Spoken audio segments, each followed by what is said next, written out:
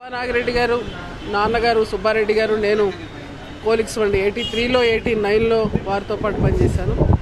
శోభానాగిరెడ్డి గారు బావగారు అంటే నాగిరెడ్డి గారు అన్నగారు నాతో పాటు పనిచేశారు 89లో. తర్వాత శోభానాగిరెడ్డి గారు, నేను, సుబ్బారెడ్డి గారు, మోహన్ రెడ్డి గారు, నాగిరెడ్డి గారు అందరం కూడా తెలుగుదేశం పార్టీలో ఒక 12 ఏళ్ళు కలిసి పనిచేస్తాం. ఏదైనా మా ఫ్యామిలీకి చాలా దగ్గర.